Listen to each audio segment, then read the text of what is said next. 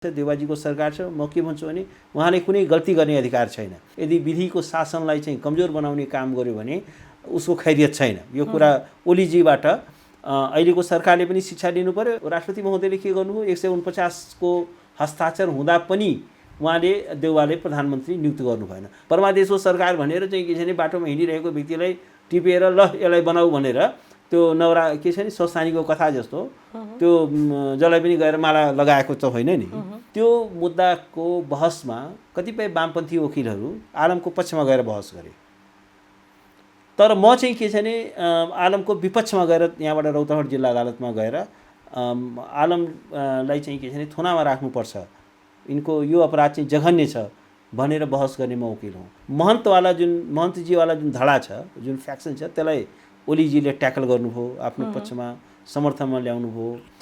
अर्को चाहिँ के हो भने उपेन्द्रजीको जुन फ्याक्सन थियो त्यो चाहिँ ओली विरोधी चाहिँ गठबन्धनमा समावेश भयो। उनीहरू भोकली आए, दुवै भोकली आए। नेपाल सरकार त छँदैछ, नेपाल सरकारको फेरि धेरै कति ठाउँमा क्षमता पुग्दैन। फेरि अहिले चाहिँ के छ भने जुन क्राइसिस छ अफगानिस्तानको, त्यो चाहिँ के छ भने अब त्यहाँको राष्ट्रपति नै छोडेर भागेको अवस्था छ। त्यहाँ चाहिँ अब कुनै फङ्सनिङ कुनै लेजिटिमेट गभर्मेन्ट पनि छैन। त्यहाँ प्लेन त्यहाँ ओर्लिन दिने नदिने के धेरै कुराहरू छन् नि। त्यो सबै कोसँग कोअर्डिनेट गर्ने, कोसँग चाहिँ डायलग गर्ने, कोसँग चाहिँ के छ भने आफ्नो नागरिकलाई रेस्क्यु गर्ने कुरामा चाहिँ कोसँग गर्ने। किनभने यो अफगानिस्तानको जुन क्राइसिस हो यो धेरै भयावह छ। मलाई लाग्छ अब यसले त भोलि गएर रिजनल पिस एन्ड सेक्युरिटीमा पनि धेरै ठुलो असर गर्नेछ। यसले साउथ एसियन पोलिटिक्समा पनि धेरै ठुलो असर गर्नेछ। गभर्मेन्ट फेरि असफल भयो भने फेरि यो नेसनले यसको चाहिँ के छ भने दूरगामी असर भोग्नु पर्नेछ। र एउटा कुरा के छ भने अफगानिस्तानको घटनाले पनि नेपालले के पाठ सिक्नुपर्छ भने अब त्यहाँको एउटा डेमोक्रेटिक पोलिटिक्स फेल हुँदै जाँदाखेरि कठमुल्लाहरू फ्यानेटिक्सहरू यो उग्रवादीहरू चाहिँ के छ भने बढ्दो रहेछ।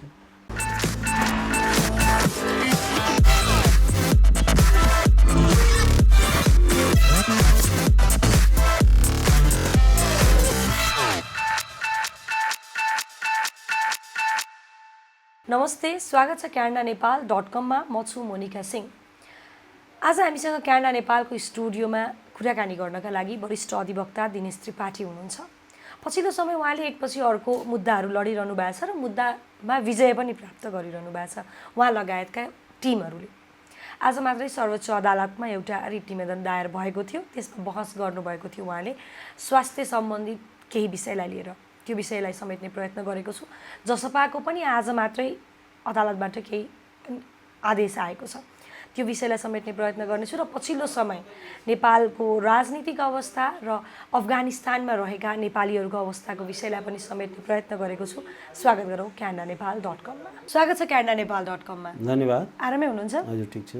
आज फेरि अर्को ऐतिहासिक फैसला तपाईँको लागि, फेरि सर्वोच्चबाट तपाईँलाई जित मिल्यो भनौँ न। हजुर, एकदम विस्तारमा भनौँ न, एकदम आम नागरिकले बुझ्ने भाषामा चाहिँ के का लागि मुद्दा हाल्नु भएको थियो र के कोमा विजय पाउनु भयो? अब यसमा यस्तो थियो, यो अनि मुद्दा हाल्ने त अरू साथी थिए, मैले त्यसमा चाहिँ एज ए लयर मैले बहस गरेको थिएँ। तर इस्यु के थियो भने यो अहिले खास गरेर अब यो थर्ड वेभको पेन्डेमिक सुरु हुँदैछ।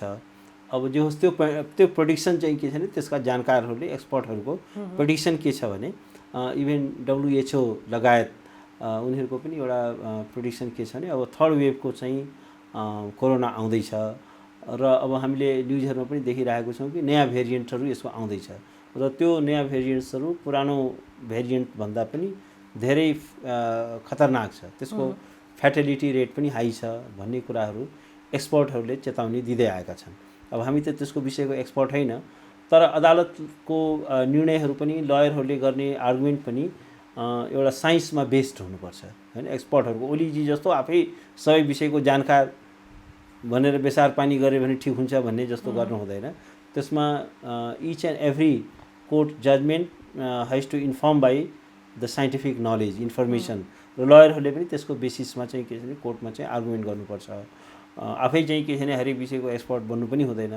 त त्यसकारण अहिले त्यसमा चाहिँ यो केस परेको थियो र यसको अहिले चाहिँ यसको फैसला त अलिक अगाडि नै भएको, तर त्यसको फुल टेक्स्ट अब चाहिँ एभाइलेबल भएको छ, त्यसको पूर्ण पाठ चाहिँ आएको छ।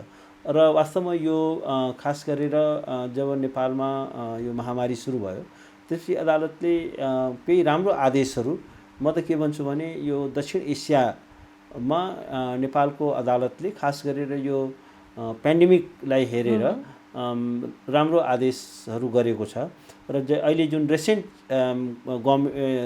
जुन कोर्टको भर्डिक्ट छ यसलाई चाहिँ म एउटा ल्यान्डमार्क जजमेन्टको रूपमा लिन्छु। र यसमा कोर्टले धेरै कुराहरू बोलेको छ। इभन कोर्टले यो प्राइभेट हस्पिटल्सहरूलाई पनि एउटा जवाबदेह बनाउने कुरा गरेको छ।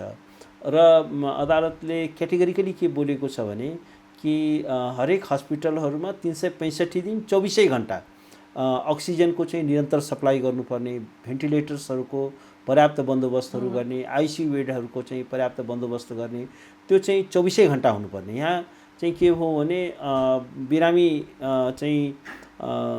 बिरामी चाहिँ मर्ने अवस्था छ र त्यहाँ चाहिँ के छ भने अक्सिजन सप्लाई अब्स्ट्रक्ट भएको कारणले चाहिँ के छ भने बिरामी मर्ने अवस्था आएको छ। त्यसमा एउटा कोर्टले के भन्यो भने यो जीवन रक्षा, राज्यको हरेक नागरिकको जीवन रक्षा गर्नु, किनभने जीवनको अधिकार, स्वास्थ्यको अधिकारलाई संविधानले ग्यारेन्टी गरेको छ एज अ फन्डामेन्टल राइट्स। त्यसलाई एउटा चाहिँ मौलिक हकको रूपमा चाहिँ ग्यारेन्टी गरेको छ।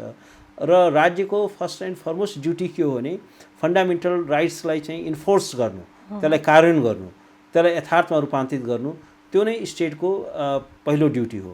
र त्यसकारण के हो भने राज्यले त्यो कुरामा चाहिँ एउटा अत्यन्त चनाखो हुनु पर्यो र त्यसको एकदम प्रभावकारी कार्यान्वयन गर्नु पर्यो। किनभने हामीले हेऱ्यौँ यो बिचमा यो कोभिडको महासङ्कटमा राज्य चाहिँ के छ भने निष्क्रिय भयो, उदासीन भयो। नागरिकहरू यत्रो 21st सेन्चुरीमा हामी छौँ, मेडिकल साइन्स यत्रो एडभान्स गरेको छ, तर मान्छे चाहिँ के छ भने एउटा सामान्य अक्सिजन पनि नपाएर चाहिँ मृत्युवरण गर्नुपर्ने, त्यो चाहिँ एउटा भयावह अवस्थाको सृजना भयो। त्यो भनेको it's a matter of shame, लज्जाको विषय हो। त्यसमा अहिले कोर्टले के भने हरेक हस्पिटल्सहरूमा आफ्नो अक्सिजन प्लान्ट स्थापित गर्नु, त्यो पनि बोलेको छ। र प्राइभेट यो चाहिँ के हो भने हस्पिटल्सहरूको अनुगमन गर्नु, किनभने हस्पिटल्सहरूले चाहिँ के हो भने यो खास प्राइभेट हस्पिटल्सहरूले पनि के गरेका छन् भने यो महामारीलाई उनीहरूले एउटा नाफा कमाउने एउटा अवसरको रूपमा, अत्यधिक चाहिँ के छ भने नाफा कमाउने, शोषण गर्ने त्यो एउटा अवसरको रूपमा चाहिँ प्रयोग गरेका छन्। र उनीहरूले चाहिँ अत्यधिक चर्को फिस चाहिँ वसुल्ने कार्य गरेका छन्। त्यस कारण कोर्टले के भन्यो भने त्यसको अनुगमन गर्नु र यो पेन्डेमिकको चाहिँ के छ भने फ्री उपचारको चाहिँ के हो भने यसको चाहिँ बन्दोबस्त गर्नु, त्यसको सुनिश्चितता गर्नु भन्ने कुरा पनि अदालतले बोलेको छ। र अदालतले के कुरामा पनि जोड दिएको छ भने खास गरेर यो भ्याक्सिनको एभाइबिलिटी। जस्तो यो मलाई याद छ जुन यो कोर्टमा जुन बेला आर्गुमेन्ट हुन्थ्यो, कोर्टको पटक यो थियो कि नेपालमा त भ्याक्सिन बन्दैन, त्यसको एभाइबिलिटी छैन, स्टेटले के गरोस्। अनि त्यसमा मैले आर्गुमेन्टमा के भनेको थिएँ भने यो चाहिँ नागरिकको जीवन रक्षा गर्नु राज्यको सर्वोच्च प्राथमिकता हो। सबैभन्दा एउटा चाहिँ नागरिकको एउटा पवित्र अधिकार भनेको जीवनको अधिकार हो र राज्यको सबैभन्दा ठुलो ड्युटी नै के हो भने आफ्ना नागरिकहरूको जीवनको रक्षा गर्नु। त्यसकारण वर्ल्ड मार्केटमा जहाँ एभाइलेबल छ भ्याक्सिन, त्यो चाहिँ त्यसको चाहिँ फास्ट ट्र्याकिङको आधारमा चाहिँ इम्पोर्ट गर्नु पर्यो। र त्यसमा पनि के हो भने कोर्टले त्यसमा पनि स्टेटले प्रायोरिटाइज गर्नु पर्यो। त्यसमा कोर्टले त्यो कुराले रेस्पोन्ड गरेको छ र के भनेको छ भने यसको चाहिँ जुन यो चाहिँ भ्याक्सिन्स छ त्यसको समन्यायिक वितरण गर्नु, कुन वर्गलाई पहिला सम्बोधन गर्नुपर्ने हो। पहिला त सबैलाई अनिवार्य रूपमा भ्याक्सिन दिने बन्दोबस्त गर्नु, तर प्रारम्भिक चरणमा जति भ्याक्सिन एभाइलेबल छ त्यसको पनि चाहिँ के छ भने यहाँ त कस्तो भयो भने यो पदधारीहरू मानव कि के छ भने पदधारीहरूको मात्रै जीवनको महत्त्व छ, बाँकी नागरिकको जीवनको कुनै महत्त्व छैन जस्तो गरेर अलिकति रोकेला यहाँ पदधारी भनेर भन्नुभयो होइन। अहिले काङ्ग्रेसको सरकार आइसक्यो, गठबन्धनको सरकार छ, काङ्ग्रेसले नेतृत्व गरिराखेको छ। टोलमा भनौँ मोमो पसलमा समेत खोपहरू पाइन्छ भनेर सांसद कृष्ण राईले पनि भन्नुभयो है। यो हेर्दै जाँदाखेरि अब त्यस्ता मान्छेहरूलाई चाहिँ तपाईँहरू मुद्दा हाल्ने नहाल्ने, तिनीहरूप्रति चाहिँ मुद्दा दायर हुने नहुने, अब यो सरकारप्रति चाहिँ मुद्दा दायर हुने नहुने, किनभने तपाईँले जुन विषयमा बहस गर्नुभयो र आज ऐतिहासिक फैसला गर्यो अदालतले, त्यो त सबैमा लागू हुन्छ नि कहीँ न कहीँ। त्यो त अफकोर्स एउटा कुरा के हो भने जुन यो खोप आएको छ त्यो खोपलाई एउटा प्राथमिकताका आधारमा पहिलो कुरा त यसलाई एउटा युनिभर्सलाइज गर्नु पर्यो, अर्थात् खोपमा सबैको चाहिँ पहुँच हुनु पर्यो हैन, किनभने जीवनको अधिकार सबैलाई प्राप्त छ र सबैको जीवनको उति नै महत्त्व छ, चाहे त्यो पदधारी होस् चाहे आम नागरिक होस्। त्यो पद ग्रहण गरेको व्यक्तिको जीवन चाहिँ महत्त्वपूर्ण। यहाँ के गरियो भने सारा चाहिँ खोपहरू पहिला चाहिँ यो मन्त्रालयका सचिवहरू, सांसदहरू, उच्च पदस्थ कर्मचारीहरूलाई मात्रै लगाइयो। ठिक छ, यो फ्रन्टलाइनरहरू जुन छन्, यो स्वास्थ्य कर्मीहरू, अफकोर्स त्यसमा हामीले कसैले पनि प्रश्न उठाउने कुरा आउँदैन, उनीहरूको फर्स्ट राइट हो, किनभने उनीहरू फ्रन्टलाइनमा काम गर्दैछन्। तर बाँकी त फ्रन्टलाइनमा काम गरेका होइनन्। त्यस निम्ति के हो भने यसको एउटा समन्वयिक चाहिँ वितरण हुनुपर्थ्यो। अर्को कुरा तपाईँले जुन भन्नुभयो, यो चाहिँ जसको सरकार भए पनि त्यो चाहिँ एउटा विवेकपूर्ण तरिकाले कार्य गर्नु पर्यो र त्यो चाहिँ त्यो सबैलाई खोप त्यसको सुनिश्चित गर्नु पर्यो, त्यसको दुरुपयोग हुनु भएन। यहाँ त के छ भने अब कहीँ मोमो पसलमा सारा आफ्ना नातेदारहरू, आफ्ना पार्टीका कार्यकर्ताहरूलाई जुन खोप उनीहरूलाई मात्रै खोप वितरण गर्ने जुन कार्य छ त्यो चाहिँ गम्भीर रूपमा अशोभनीय पनि छ, त्यो आपत्तिजनक छ। चाहे जुन दलको कार्यकर्ता किन नहोस्, चाहे जुन दलको सरकार किन नहोस्, त्यो म्याटर गर्दैन। कुन दलको सरकार भन्दा पनि संविधान र कानुनको अक्षरशः पालना हुनु पर्यो, त्यसको लेटर एन्ड स्पिरिटलाई पालना गर्नु पर्यो र स्टेट चाहिँ एकाउन्टेबल हुनु पर्यो, जवाब हुनु पर्यो। अहिले के छ भने हामीले के देख्यौँ भने ओलीजीको पालामा म्यासिभ करप्सन भयो। यो हेल्थ चाहिँ के छ भने इक्विपमेन्टहरूको प्रोक्योरमेन्टमा, त्यसको खरिदमा, त्यसको आयातमा र त्यस्ता कुराहरूले कहीँ कतै पनि निरन्तरता पाउनु हुँदैन। त्यो चाहिँ कहीँ पनि, किनभने यो यत्रो महासङ्कटमा हामी छौँ, स्टेटको रिसोर्सेसहरू एकदमै सीमित छ। त्यो सीमित रिसोर्सेसहरूको अत्यन्त बुद्धिमानीपूर्वक, अत्यन्त किफायतीका साथ, अत्यन्त विवेकसम्मत तरिकाले त्यसको प्रयोग गर्नु पर्यो। र यसका लागि चाहिँ के छ भने अहिलेको जुन सरकार छ, देउबाजीको सरकार छ, म के भन्छु भने उहाँले कुनै गल्ती गर्ने अधिकार छैन।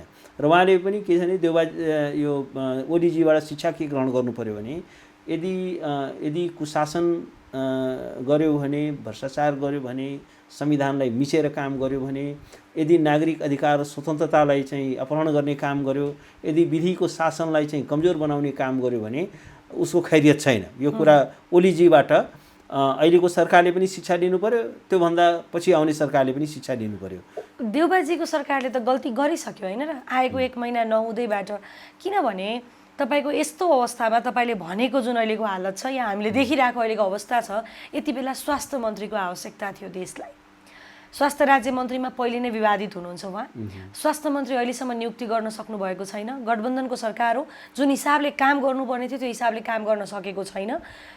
पहिलाको सरकारले मागेको खोप भनौँ या पहल गरेका खोपहरू आउँदैछन्, आम नागरिकले लाउँदैछन्, त्यही पनि देउबा सरकार मौन छ होइन। अब एउटा कुरा के छ भने अफकोर्स तपाईँले भने जस्तो, तर एउटा म क्लियरली के भन्न चाहन्छु भने, स्पष्ट शब्दमा के भन्न चाहन्छु भने कि अहिलेको सरकार चाहिँ बढी जवाबदेही ढङ्गले प्रस्तुत हुनु पर्यो। अहिले म यो सरकारको, किनभने अहिले भर्खर सरकार बनेको छ, एउटा सर्टेन समय अन्तर्राष्ट्रिय एउटा प्रचलन हुन्छ, मान्यता हुन्छ, केही समय चाहिँ के छ भने एउटा हनीमुन पिरियड भन्छ गभर्मेन्टको। त्यो त्यसको चाँजो पाँजो तारतम्य मिलाउन, त्यसको होमवर्क, त्यसको चाहिँ एउटा प्लानिङ गर्न केही समय लाग्छ। त्यस कारण के हो भने अब सरकार बन्ने बित्तिकै अब ओलीजीले हिजो आफै यत्रो करप्सन गर्नु हो, सारा व्यथितिको लागि जिम्मेवार हुन्छ। अब संसदमा सबैभन्दा ठुलो स्वर उहाँकै थियो। त्यो पनि एउटा चाहिँ के हो भने एउटा डिसेन्सी चाहिन्छ। अहिले चाहिँ के हो भने अहिलेको यो सरकारले केही चाहिँ सकारात्मक काम गर्न खोजेको जस्तो देखिन्छ। तर एउटा तपाईँले भने जस्तो यसको स्पिड चाहिँ के छ भने यसले मोमेन्टम चाहिँ लिन नसकेको अवस्था हो। यसले चाहिँ मोमेन्टम लिन सक्नुपर्छ। यसले पहिलो कुरा त यसका प्रायोरिटिजहरू के हुनुपर्छ भने यसले चाहिँ पुराना जुन ओलीको पालामा जुन भ्रष्टाचार भयो, कुशासन भयो, ठुल्ठुला व्यथितिहरू भयो, त्यसलाई चाहिँ एउटा अन्डु गर्न सक्नुपर्छ। त्यो बेलाको जुन कूडा कर्कट जुन चाहिँ फोहोर गर्ने काम भएको छ, एटलिस्ट पनि त्यसलाई क्लिन गर्ने, त्यसको चाहिँ प्रत्याभूति गर्न सक्नुपर्छ। यो सरकारले एउटा clean and efficient government, smart government चाहिँ दिन सक्नुपर्छ। त्यो चाहिँ के छ भने भद्दा, त्यो चाहिँ लाउजी टाइपको गभर्मेन्टलाई अब कसैले पनि स्वीकार गर्दैन। पिपललाई एउटा बेसिक राइट के पनि छ भने right to have a good governance, सुशासनको अधिकार छ। र कहीँ भ्रष्टाचारको विरुद्धमा चाहिँ एउटा जिरो टलरेन्स चाहिँ हुनैपर्छ। करप्सन भनेको त्यो चाहिँ सुशासनको शत्रु हो, त्यो मुलुकको शत्रु हो, त्यो लोकतन्त्रको शत्रु हो। जहाँ चाहिँ करप्सन हुन्छ त्यहाँ चाहिँ नेसनल प्रोग्रेस चाहिँ सम्भव छैन। त्यसकारण एउटा clean government, efficient government, smart governance यो चाहिँ के छ भने अहिलेको आवश्यकता हो। अब देउबाजीले त्यो चाहिँ नागरिकहरूको त्यो एक्सपेक्टेसन छ, त्यसलाई उहाँले पुरा गर्न सक्नै पर्छ। होइन भने उहाँको नीति पनि पुराना सरकारहरूको नीति जस्तो हुन्छ। तर यसको भागीदार त तपाईँ पनि हुनुहुन्छ नि, तपाईँ लगायतका वकिलहरू पनि हुनुहुन्छ नि। प्रमादेशबाट सरकार ल्याउनलाई तपाईँहरूले रिट निवेदन हाल्नुभयो, तपाईँहरूले जित्नु पनि भयो र प्रमादेशबाट सरकार बन्यो पनि। जति भागीदार अहिलेको गठबन्धनको सरकार हुन्छ त्यतिको भागीदार दिनेश त्रिपाठी लगायतका वकिलहरू पनि हुनुपर्छ नि, होइन दिनेश सर? किनभने तपाईँहरूकै पहलमा आज प्रमादेशको सरकार भएर गठबन्धनको सरकार भयो। केही हदसम्म राम्रो भयो होला, तर यो सरकारले काम गर्न सक्यो भने अब्जोस तपाईँहरूलाई पनि आउँछ नि। होइन, त्यो यस्तो छ। पहिलो कुरा त यसलाई म परमादेशको सरकार भनेर जुन ओलीजीले जुन नेरेटिभ प्रोपोगेट गर्न खोज्नुभयो त्यो चाहिँ होइन। वास्तवमा के हो भने यो एउटा पार्लियामेन्ट्री डेमोक्रेसीको मूल आत्मा, मूल मर्म नै के हो भने पार्लियामेन्टमा जसले मेजोरिटी कमान्ड गर्छ त्यो व्यक्ति चाहिँ प्रधानमन्त्री हुन्छ र प्रधानमन्त्री भएको व्यक्तिले जुन क्षण उसले पार्लियामेन्टमा आफ्नो मेजोरिटी लुज गर्छ त्यो क्षण चाहिँ ऊ घर फर्किनुपर्छ। ऊ चाहिँ आम नागरिक हुन्छ या एउटा सांसदको रूपमा मात्रै रहन्छ। अब के भयो भने जस्तो यो 76-5 को प्रोसेस चाहिँ ओपन भएपछि देउबाजीले 149 को सिग्नेचर लिएर चाहिँ राष्ट्रपति कहाँ पुग्नुभयो। ओलीजीले उहाँले गिभअप गरिसक्नु भएको थियो, परित्याग गरिसक्नु भएको थियो कि म अब यो प्रक्रियामा म चाहिँ बहुमत सिद्ध गर्न सक्दिनँ, मेरो 93 सिट आयो, अहिले पनि त्यो तात्विक फरक केही पनि छैन भनेर उहाँले हात उठाइसकेको व्यक्ति फेरि जब देउबाजीको सुन्नुभयो कि 149 को हस्ताक्षर भयो भन्ने सुन्ने बित्तिकै उहाँ चाहिँ दौडेर चाहिँ शीतल निवास पुग्नुभयो।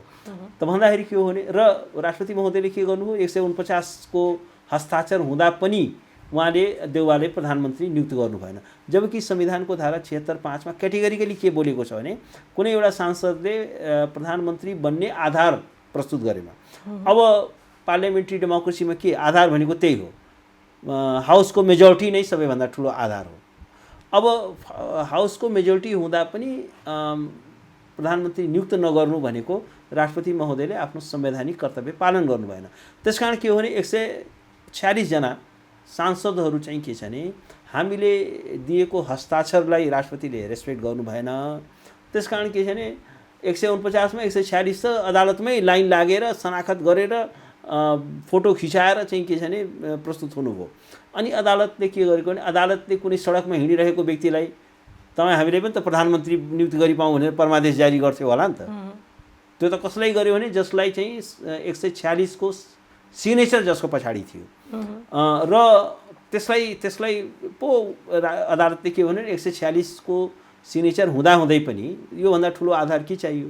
त्यसकारण के छ भने परमादेश जारी हुने चाहिँ त्यो ग्राउन्ड त्यसरी तयार गरेको हो। परमादेशको सरकार भनेर चाहिँ के छ भने बाटोमा हिँडिरहेको व्यक्तिलाई टिपेर ल यसलाई बनाऊ भनेर त्यो नवरा के छ भने संस्थानीको कथा जस्तो त्यो जसलाई पनि गएर माला लगाएको त होइन नि, जसलाई पायो त्यसलाई माला लगाइदिएको होइन। त्यो त एउटा त्यसको एउटा वैधता छ 146 हो। त्यसपछि चाहिँ के छ भने ओलीजीले 1-2 दिन बडो परमादेशको सरकार भनेर गर्नुभयो। तर उहाँको हालत के भयो भने पहिला 146 चाहिँ कोर्टमा पुगेका थिए, पार्लियामेन्टमा चाहिँ भोटिङ हुँदाखेरि 165 भोट आयो, उहाँको चाहिँ 93 सिटबाट पनि घटेर भोट घट्यो भनेपछि अहिले पर्सनली उहाँ चाहिँ अलिकति चुप लाग्नु भएको छ। तर उहाँका चाहिँ के छ भने आसेपासेहरू अहिले पनि परमादेशको सरकार चाहिँ भन्न छोडेका छैन।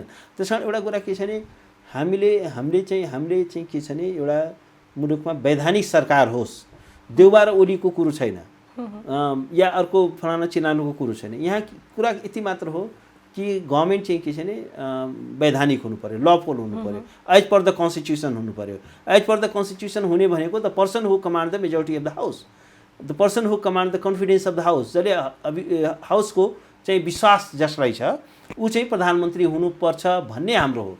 त्यसको ठाउँमा अर्को कुनै व्यक्तिले कमान्ड गरेको हो हामी त्यसको बारेमा पनि परमादेश जारी गरेर भन्थ्यौँ। त्यही त त्यसकारण के छ भने अब के हो भने त्यसकारण अब देउबाजी, त्यसकारण म एउटा कुरा के भन्छु भने देउबाजीले एउटा के बुझ्नु जरुरी छ भने यो सरकार एउटा असाधारण परिस्थितिमा बनेको सरकार हो।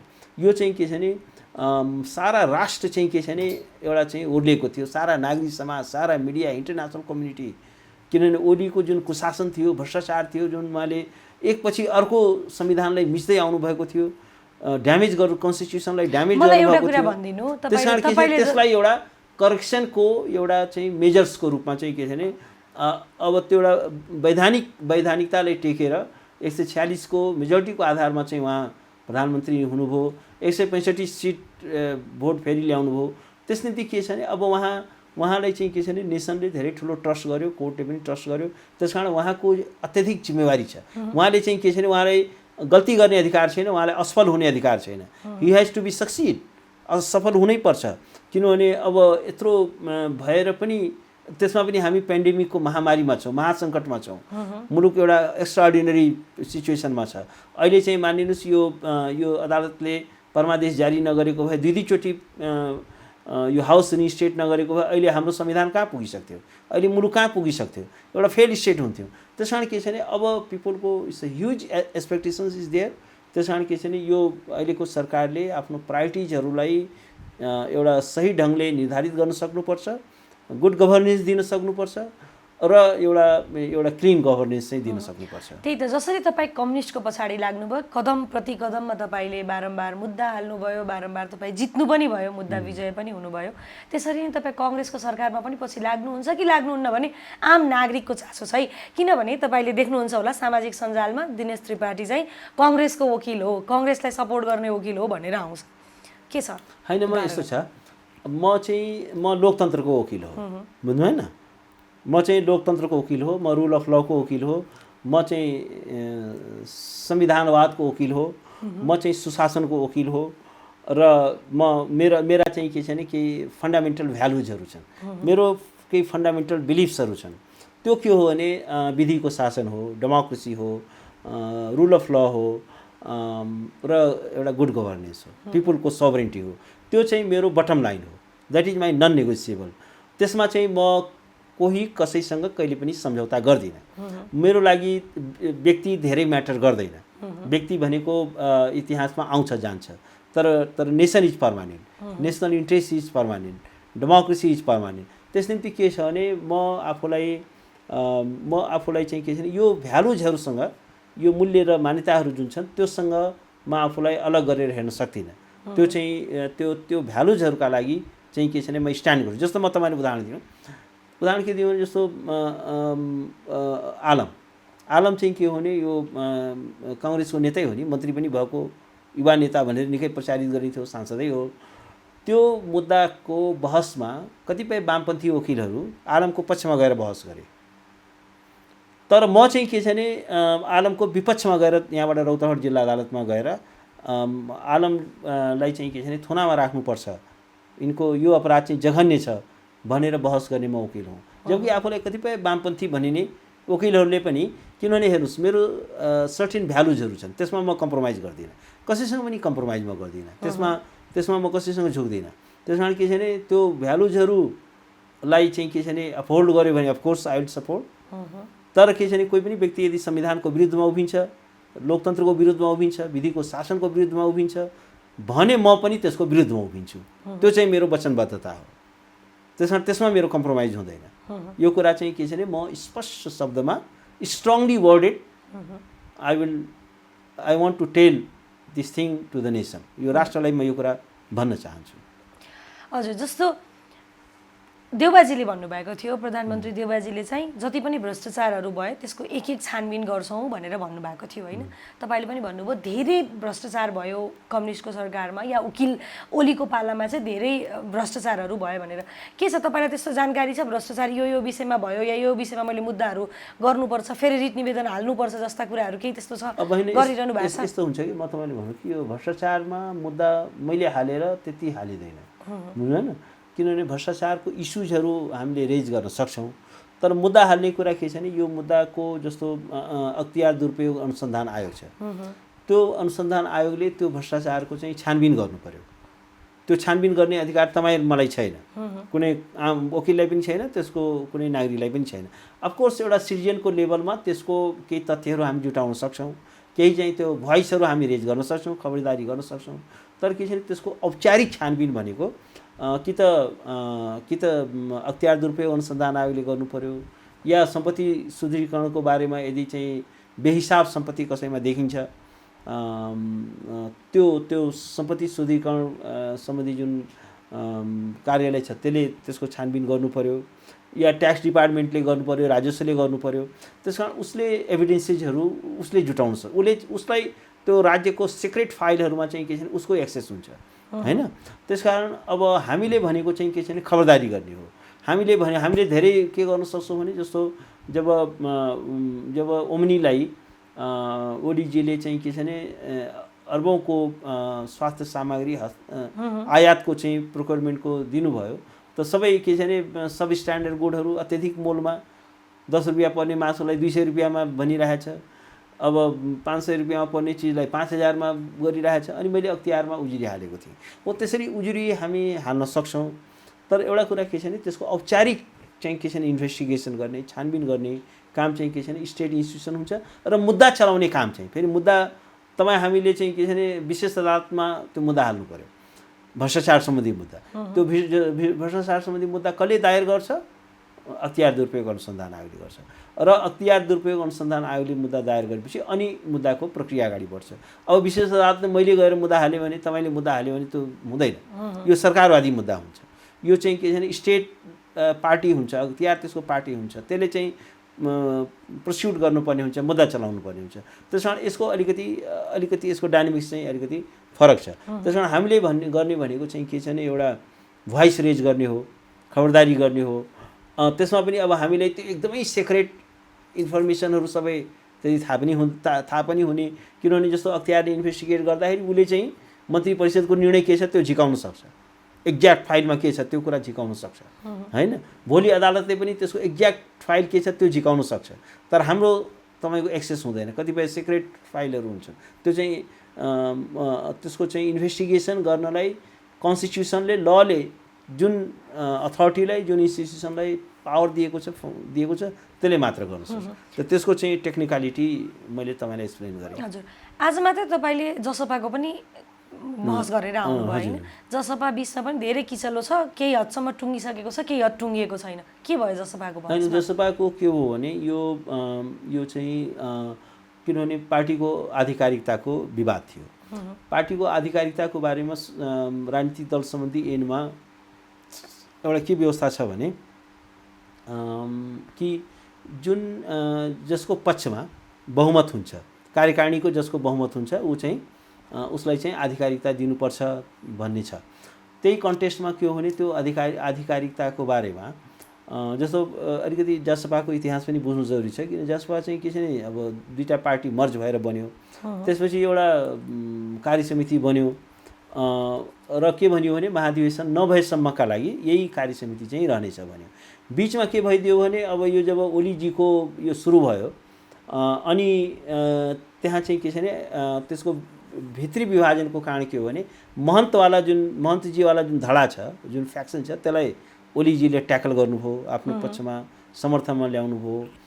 अर्को चाहिँ के हो भने उपेन्द्रजीको जुन फ्याक्सन थियो त्यो चाहिँ ओली विरोधी चाहिँ गठबन्धनमा समावेश भयो, उनीहरू भोकली आए, दुवै भोकली आए।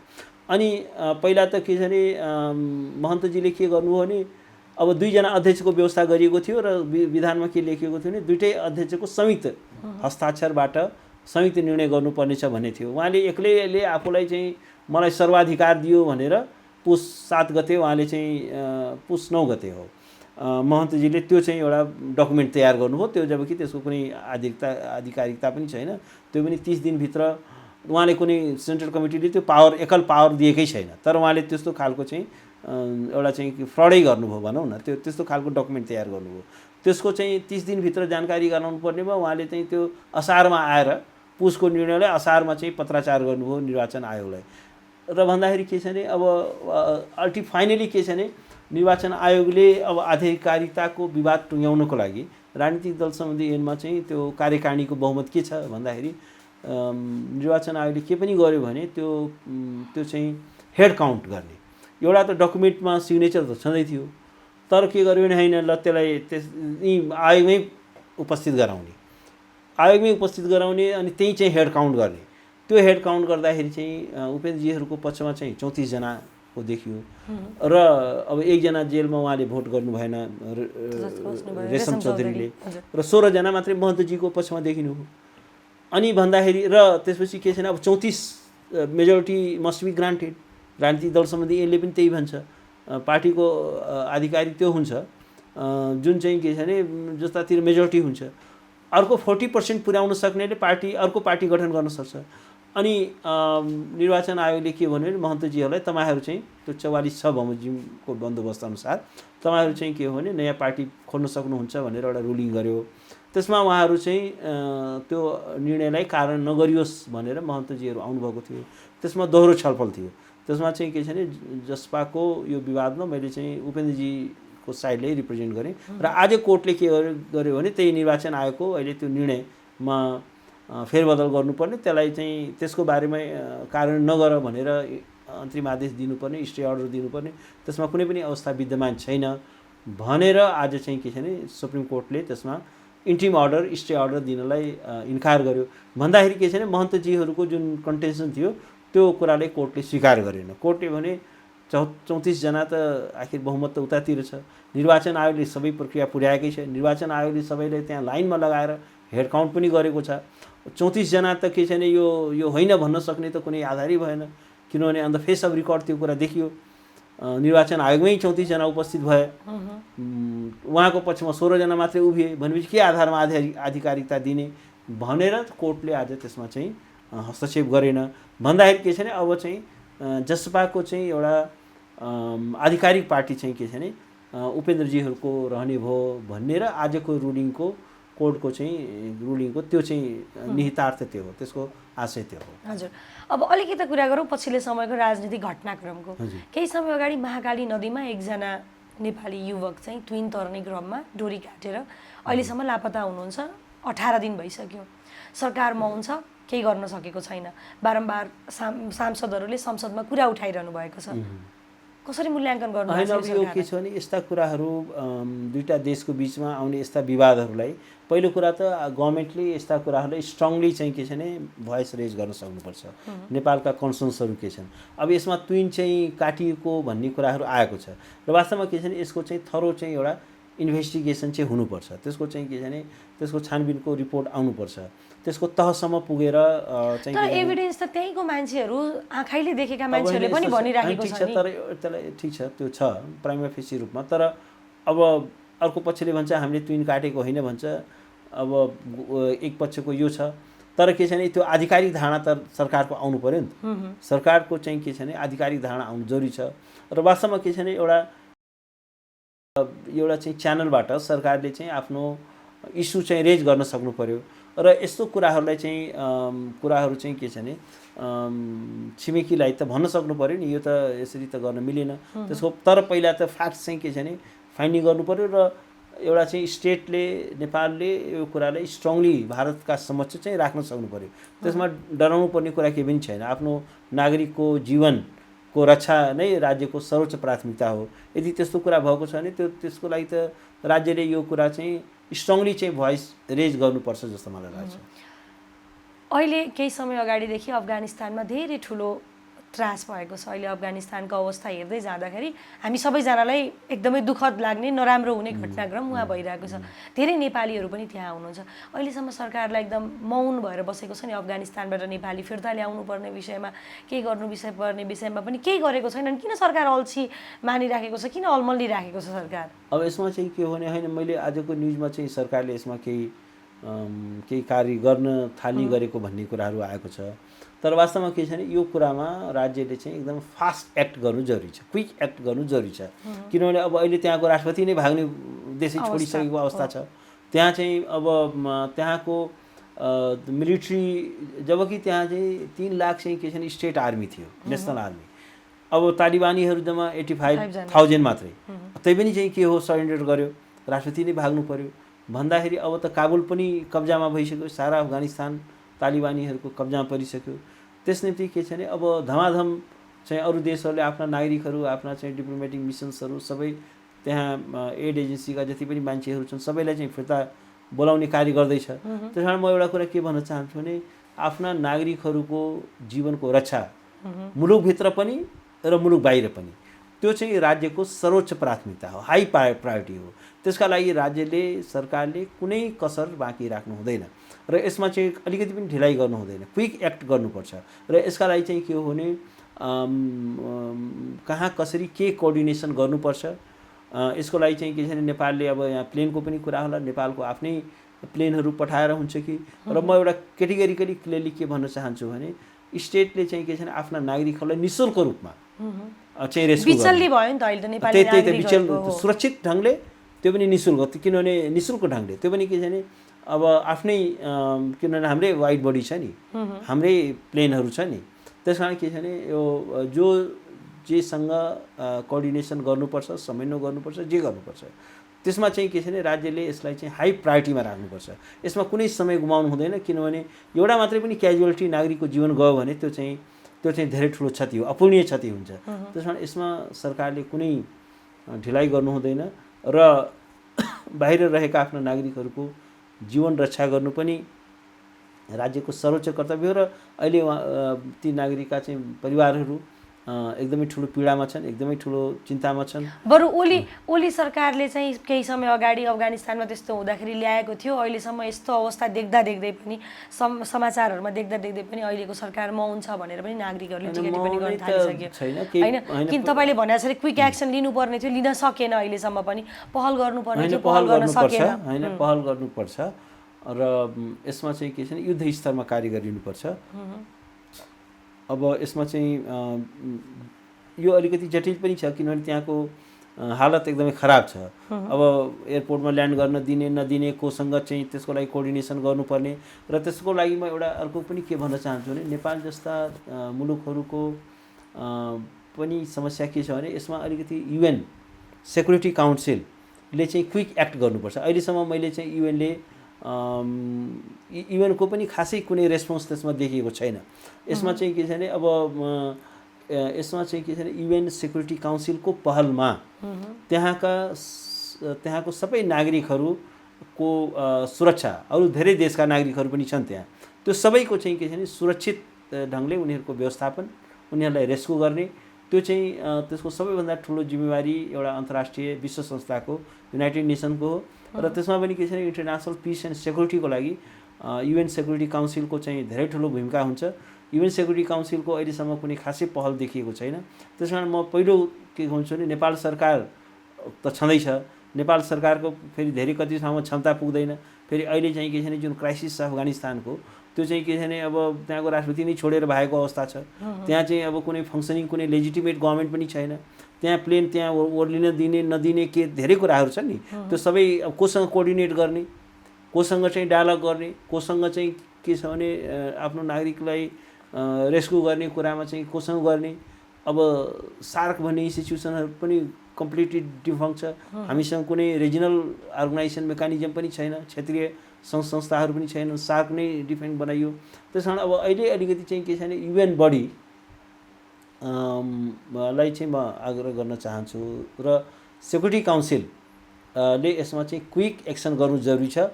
र यसमा चाहिँ एउटा कलेक्टिभ सेक्युरिटी अन्तर्गत अवधारणा, किनभने UN चार्टरले पनि युनाइटेड नेसन सेक्युरिटी काउन्सिललाई चाहिँ के छ भने इन्टरनेसनल पिस र सेक्युरिटीको त्यो चाहिँ प्रिन्सिपल अर्गन हो, that is a principal organ for international peace and security. त्यस कारण इन्टरनेसनल पिस एन्ड सेक्युरिटीको लागि युनाइटेड नेसन सेक्युरिटी काउन्सिलले इमिडिएट चाहिँ के छ भने त्यसको लागि एउटा रोड म्याप तयार गरिनुपर्छ। त्यसमा चाहिँ नेपाल जस्ता साना मुलुकका धेरै नागरिकहरू छन्, ती नागरिकहरूको जीवन रक्षा कसरी गर्ने, उनीहरूको कसरी सुरक्षित व्यवस्थापन गर्ने, त्यो कुरामा चाहिँ UN सेक्युरिटी काउन्सिलले नै एउटा प्रभावकारी कदम चाल्नु जरुरी छ। र एउटा कुरा के छ भने यसमा चाहिँ अब भारतको पनि अब इमिडिएट छिमेकी नभए पनि करिब करिब छिमेकी जस्तै भारत छ, पाकिस्तान छ, ती सरकारहरूले पनि एउटा के इफेक्टिभ रोल प्ले गर्नु जरुरी छ। र यसको लागि चाहिँ के हो भने एउटा सबैभन्दा ठुलो भूमिका चाहिँ इन्टरनेसनल कम्युनिटी पनि, र म एउटा अन्तर्राष्ट्रिय जति पनि सहायता एजेन्सिजहरू छन्, एड एजेन्सिजहरू छन्, ह्युम्यानिटेरियन अर्गनाइजेसन्सहरू छन्, तिनीहरूको पनि यसमा चाहिँ एउटा प्रभावकारी भूमिका चाहिँ हुनुपर्दछ भन्ने मलाई लाग्छ। र एउटा कोअर्डिनेटेड एक्सन पनि हुनु जरुरी छ, किनभने यो अफगानिस्तानको जुन क्राइसिस हो यो धेरै भयावह छ। मलाई लाग्छ अब यसले त भोलि गएर रिजनल पिस एन्ड सेक्युरिटीमा पनि धेरै ठुलो असर गर्नेछ। यसले साउथ एसियन पोलिटिक्समा पनि धेरै ठुलो असर गर्नेछ। साउथ एसियामा पनि त्यसका दूरगामी कुप्रभावहरू पर्नेछन्। साउथ एसियन नेसन्सहरू डिस्टेबलाइज हुन सक्छन् र यसले एउटा सेक्युरिटी च्यालेन्जको रूपमा यो आएको छ। र अफगानिस्तान त मैले देखेँ अब यत्रो फेरि के छ भने इतिहास फेरि दोहोरिएको छ। फेरि तालिबानीहरू त्यहाँ चाहिँ के छ भने को पकड स्थापित भएको छ। सरकार चाहिँ के छ भने स्टेट चाहिँ फेल्ड भएको छ। नेसनल मिलिट्री चाहिँ के छ भने घुँडा टेकेको अवस्था छ, या मिलोमतोमा गर्यो कि घुँडा टेक्यो त्यो पनि भन्न गाह्रो छ। अब अहिले त्यसको सबै डिटेल्सहरू पनि आइसकेको छैन। तर अब जे भए पनि यो अफगानिस्तानको जुन घटना हो, अब त अफगानिस्तान त फेरि खरानी नै होला जस्तो भएर आयो जुन घटनाक्रमहरू भयो। त्यस कारण के छ भने नेपाल गभर्मेन्टको आफ्नो फरेन पोलिसीलाई अलिकति इफेक्टिभ बनाउनु जरुरी छ। इन्टरनेसनल समुदायसँग पनि कोअर्डिनेसन गर्नु जरुरी छ। र एउटा त यसलाई चाहिँ के छ भने दुईटा डाइमेन्सनमा हेर्नु जरुरी छ। पहिलो कुरा आफ्ना त्यहाँ रहेका नागरिकको जीवन रक्षा पहिलो प्राथमिकता हो भने कसरी चाहिँ यो अफगानिस्तानको घटनाको अरू नेगेटिभ दुष्प्रभाव चाहिँ यो रिजनमा नपरोस् र रिजनल पिस एन्ड सेक्युरिटीको लागि अरू के गर्न सकिन्छ भनेर अरू पावरहरूसँग पनि नेपालले एउटा डायलग, नेगोसिएसन र आफ्नो एउटा डिप्लोमेटिक स्किल र मेच्युरिटी चाहिँ सो गर्नुपर्ने आवश्यकता छ। यो it's very high time, very difficult time, खास गरेर रिजनल पिस एन्ड सेक्युरिटीको लागि जस्तो मलाई लाग्छ। अब यो सरकारको चाहिँ के हुन्छ जस्तो लाग्छ? तपाईँले हेरेको, तपाईँले देखेको अहिलेसम्मको समय, काम सबै कुरा हेर्दै जाँदा यो सरकारको के हुन्छ? मैले फेरि के भन्छु भने यो सरकारलाई अब असफल हुने अधिकार छैन, गल्ती गर्ने अधिकार छैन। यत्रो ठुलो एक्सपेक्टेसनबाट बनेको सरकार छ। यत्रो ठुलो न्यायालयदेखि लिएर, मिडियादेखि लिएर, यहाँको इन्टेलेक्चुअलदेखि लिएर, लिगल कम्युनिटी देखेर सारा राष्ट्र चाहिँ के छ भने यो चाहिँ अल्टरनेटिभ गभर्मेन्ट बनोस्, यो संविधान चाहिँ ट्र्याकमा आओस्, मुलुकमा सुशासन होस् भनेर सारा राष्ट्र चाहिँ लागेको थियो।